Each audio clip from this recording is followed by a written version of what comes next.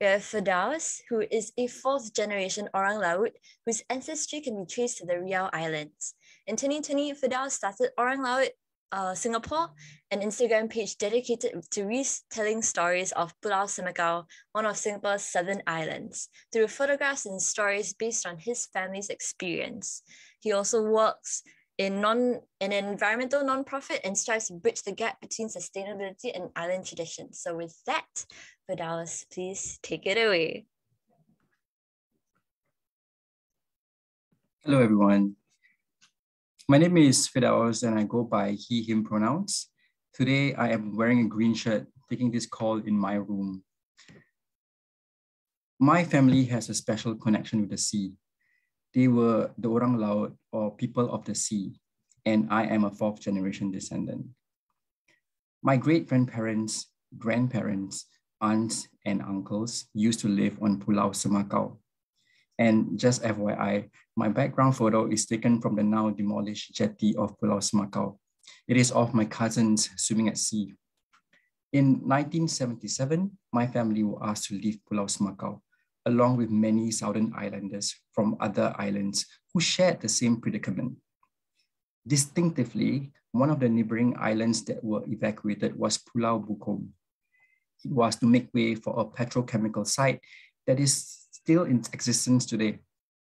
But not many people know that Pulau Bukom of today is made up of 4 islands: Pulau Bukom Besar, Pulau Bukom Kecil, Pulau Ula, and Pulau Pusing. I've always wondered what life was like on Pulau Bukom.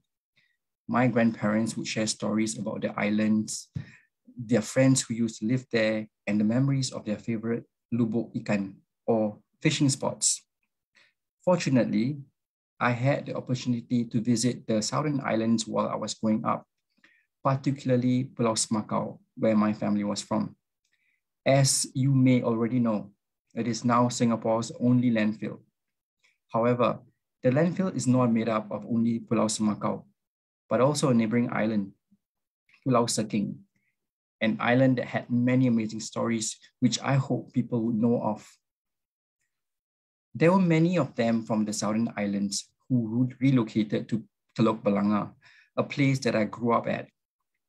Teluk Belanga was chosen because they wanted to be near the open waters, with the hopes of returning to the sea to practice their island traditions. I remember having a special connection with the southern islanders. It was a connection like no other. The understanding of similar hardships and a sense of displacement bonded us together. When living in mainland Singapore, the one thing that identified them was their jiwa laut, or spirit of the sea.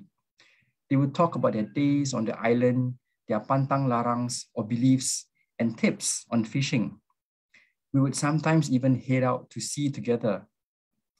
A stretch of beach at West Coast Park was where their sampan used to be located. Today, most of the beach has been developed into water breakers, and only a small part was retained for the islanders and their boats.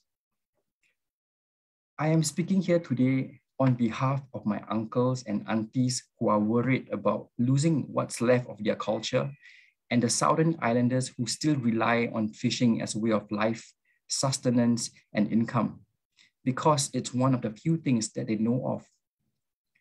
Through my conversations with them, they talk about the changing seascapes, the idea of a space that was once familiar, feeling like a stranger. Sometimes they would come back empty-handed from a day of fishing and foraging. Tak ada rezeki hari ini, or today there's no fortune, they would say.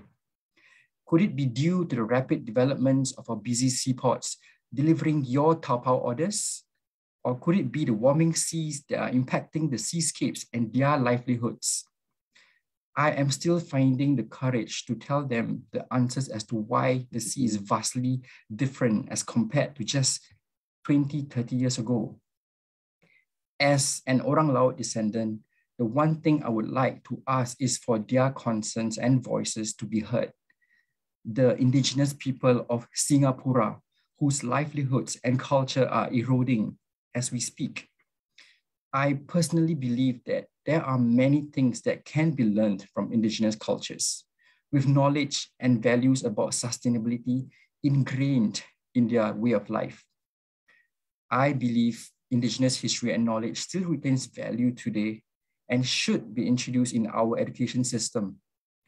Lastly, I hope that the future of Singapore will not only be climate resilient, but one that allows every community to thrive with a space to practice and continue our traditions. Thank you.